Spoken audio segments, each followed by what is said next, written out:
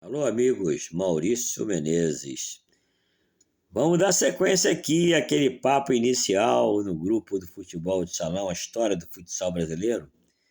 Que em fevereiro eu fiz uma postagem mostrando um, um áudio do Zego falando, do Jota falando sobre a história, se o Pelé tinha jogado ou não futebol de salão, e como é que era o futebol de salão naquela época, da década de 50. Então agora essa aqui é a fase 2, então. Isso aqui o Serginho me mandou ontem.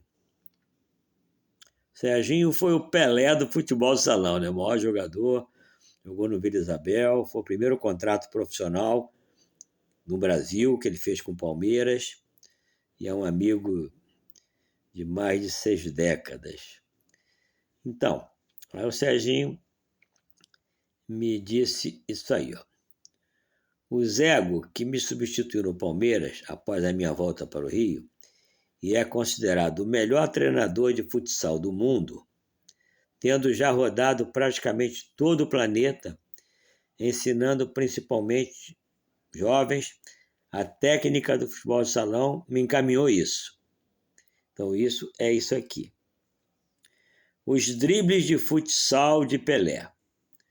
Ontem, ao conversar bons momentos com o nosso Jota, e eu já disse no vídeo anterior, né, que o Jota foi um historiador do futebol, né, de salão, futebol como um todo. Inclusive, ele jogou profissionalmente em 64 num time de São Paulo. Então, o Zego fala: ontem, eu conversar bons momentos com o nosso Jota, disse-lhe isto.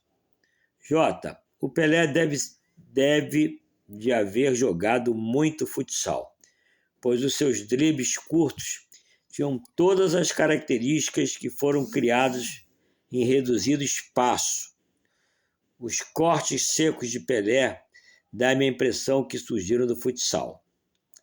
Jota não apenas confirmou, mas também citou as duas equipes de futsal que Pelé jogou. O Rádio, uma equipe de mais fama, e o Noroeste de Bauru. A conversa foi alongando-se e outros temas foram aparecendo, naturalmente. Jota relata que era muito amigo de Valdemar de Brito, aquele senhor já falecido que levou Pelé para o Santos Futebol Clube. Jota e Valdemar de Brito chegaram a conversar diversas vezes sobre o tema, devido a que sempre haviam pedidos para tal. Um detalhe que chamou minha atenção foi que Pelé, juntamente com seus colegas, iam buscar amendoim que chegavam em sacos na estação de trem.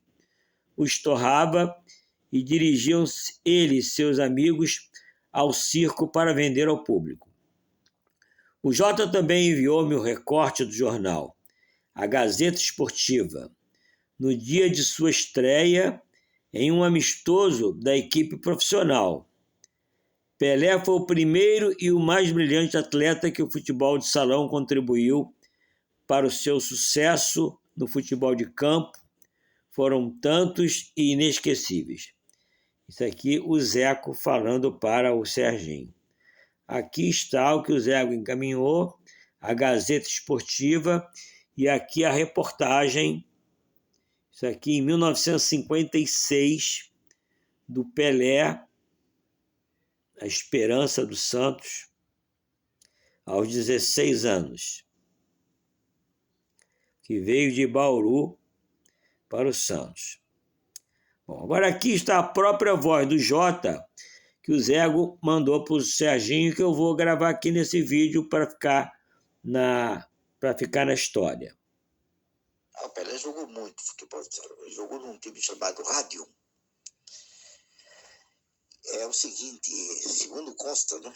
Eu tive muito contato com o Valdemar de Brito, que foi quem trouxe o Pelé. Trabalhei com o Valdemar de Brito muito tempo. E e conversava. Ele me contou tantas vezes a história da vinda do Pelé que parece que eu estava lá, porque ele me contou com tantos detalhes e tantas vezes. Nem importava para mim, mas toda vez que a gente estava sentado em algum lugar, tínhamos lá embaixo do escritório uma leiteria murada que não vendia leite, né? Um bar, da Barão de Itapetininga. E fazia a hora ali antes de ir para a faculdade. E ele, toda vez alguém encostava na mesa para perguntar: como é que foi lá o Pelé? Você trouxe o Pelé para o Santos? De tanto eu ouvir a história, parece que eu estava. O Pelé jogou muito tempo no Baquinho, ele jogava no infantil de futebol de campo, infantil e juvenil. E no rádio, e também um pouco no noroeste de Bauru, ele jogou futebol de salão. Esse rádio, o clube, até tem uma foto por aí. Esse rádio era um clube bom lá de futebol de salão, importante, tudo, mas nós estamos falando de 1955, 56, o começo do futebol de salão, né? Então, ele jogou assim, não sei quanto tempo, mas jogou. Assim, o problema é o seguinte, segundo o que ele contou, o Valdemar já morreu, né, infelizmente, mas ele me contou isso nos anos 70, eu formei na Faculdade de Direito em 72, comecei em 68, portanto, a gente trabalhava, ele tinha também uma ligação lá com a faculdade, parece que ele tinha um trabalho de relações públicas, e ele, às vezes, ia com a gente, nós tínhamos 2, 3 companheiros que trabalhavam juntos e íamos para a faculdade. E ele, o seguinte, ele era para ir para o Vasco, o Pelé. E a mãe mas de jeito nenhum, para ele ir para o Rio e tudo mais, de jeito nenhum, nem hipótese nenhuma. Imagina só, o moleque nunca tinha saído de Bauru, pegava o amendoim do trem para vender na porta do circo, ele torrava o amendoim, ele e os moleques pegavam dos vagões lá, correndo, saíam correndo. Bom, cara, vai ir para o Rio, né? Então ele não deixou. Aí quando conseguiu o negócio do Santos, e ele não foi para time nenhum, foi diretamente para o Santos, justamente porque o Valdemar convenceu que era uma cidade menor, imagina os anos 50, Santos, e que ele tinha amizade com o Lula e com o presidente do Santos, é que ele ia ter o Atier Jorge Cury, tinha jogado com o Valdemar de Brito, eram amigos de seleção paulista, seleção, sei lá. E aí o que acontece? Eles tinham garantia que ele ficaria numa pensão e que ele estudaria. Seria matriculado pelo Santos numa escola, tal, coisa que nunca aconteceu. Mas que era por isso que ela topou. Aí ela deixou. Aí ele foi para lá e ela tinha uma mágoa, porque o marido dela, o Dondinho, pai do Pelé, foi para Bauru justamente porque tinham prometido um emprego público e para ele jogar no time lá, né? Só que chegando lá ele teve uma contusão gravíssima e o emprego público nunca saiu. Então ele vivia de bicos lá, fazia um trabalhinho lá, não sei nem qual era, ele já não podia mais jogar direito por causa do joelho. E aí, enfim, ela tinha uma mágoa com o futebol. Mas aí concordou porque Santos era uma cidade menor e que o presidente do clube era amigo do Valdemar de Brito. E assim foi. Por isso que ela topou deixar ir para Santos. Se ele tivesse trazido para o time da capital, provavelmente a mãe não deixaria. Ele veio para São Paulo, de trem, chegando aqui um sujeito de nome Inglês de Souza, que é o mesmo nome de um grande jurista, lá, de um grande ministro lá no tempo do Império. Esse Inglês de Souza, que era escrevente ali na Praça da Sé, Praça Clóvis, tinha um cartório, ele trabalhava lá. E ele tinha folga. Então, ele, o Valdemar e o Pelé foram de ônibus para Santos.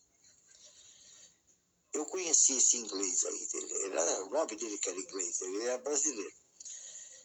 O Inglês de Souza foi com o Pelé e levaram lá. E o Pelé fez o primeiro treino e botaram para... O cara é bom, o moleque é bom, mas vamos botar ele, é muito franzino, né? Vamos botar ele aí no juvenil e pôr na pensão e fazer os treinos melhor, que não estava acostumado com treino assim, nem mais profissional, né?